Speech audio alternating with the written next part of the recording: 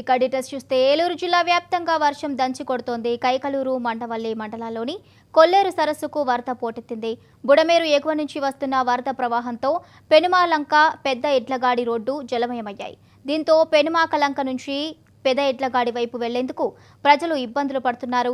వరద ఉధృతికి రాకపోకలకు వాహనదారులు ఇబ్బందులు పడుతున్నారు.